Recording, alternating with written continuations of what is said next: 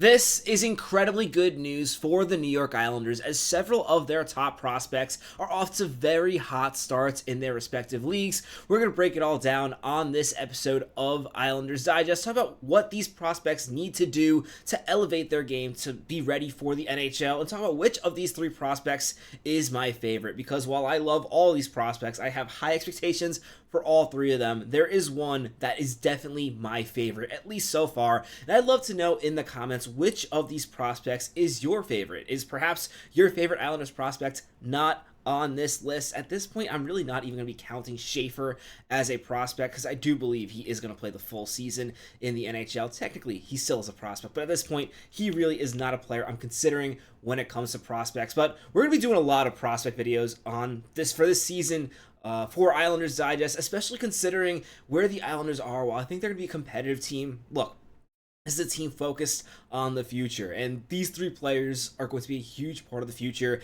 And what is showing in the first week of the season for Kashawn Aitcheson after that injury scare that he came back from early in the preseason, that really scared me, because this year is so important for prospects. The year after they're drafted, this first draft plus 1 year is so important for a player's development, and just the thought that he could potentially miss some games was not encouraging at all. He's absolutely fine, and he's better than fine. Looking at his first 6 games in the OHL, he scored 5 goals and additionally put up 3 assists for 8 points, also putting up a +9.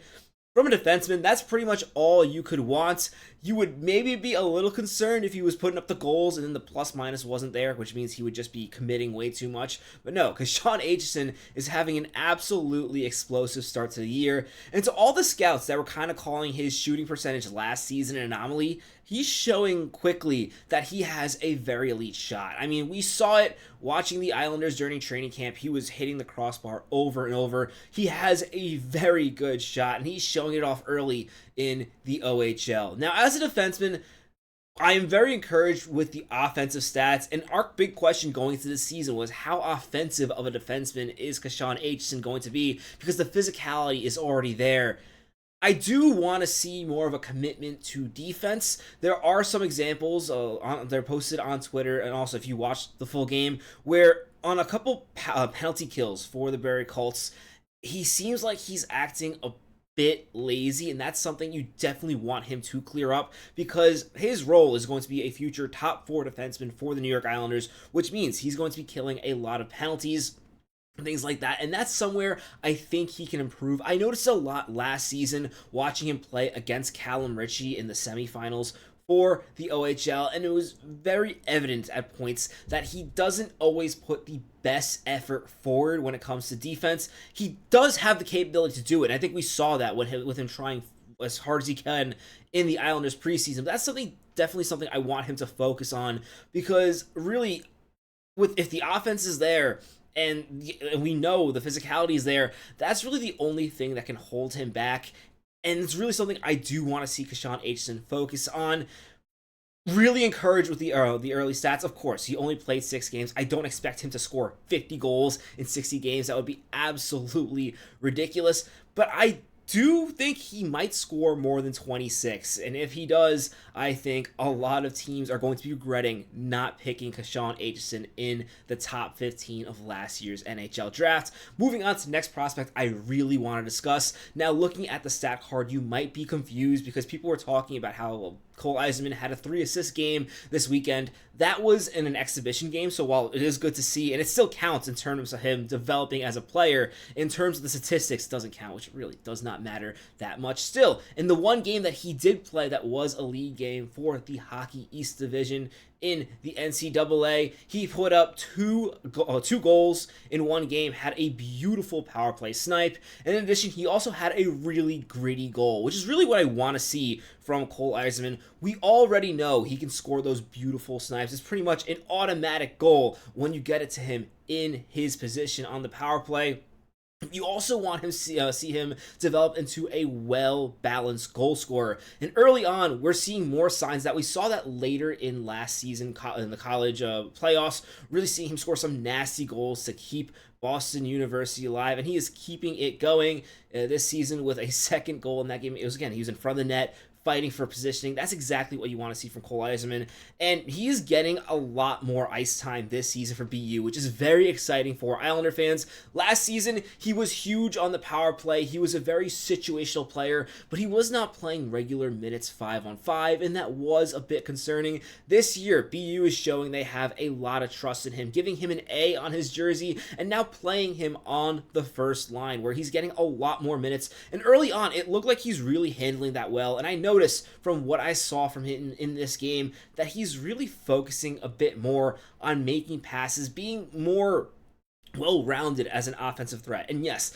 the majority of Cole Eiserman's production is going to come from his shot, but if he can be useful in getting the puck out of the zone and also continue to work on his physicality in his game, this is a player who I think has a lot of potential. Because with Cole Eiserman, a lot of the critics were talking about whether or not he'd be able to score enough to make himself not a liability on the ice. And early on, not only is he showing that he can score enough, but also he's working to make it so he's not a liability, which for Islander fans is really all you can ask for. I will also note, while he didn't have a great game, Kamil Darche is actually playing on the second line for Boston University, and I'm really glad that Boston University finally split these players up while they are both Islanders prospects. It felt like Kamil Darche last season was just defaulting to Cole Eiserman. Like every time he would get the puck, he would try to get it to Eiserman, and we really saw that in Islanders training rookie camp as well, so it's nice to see them now playing separate.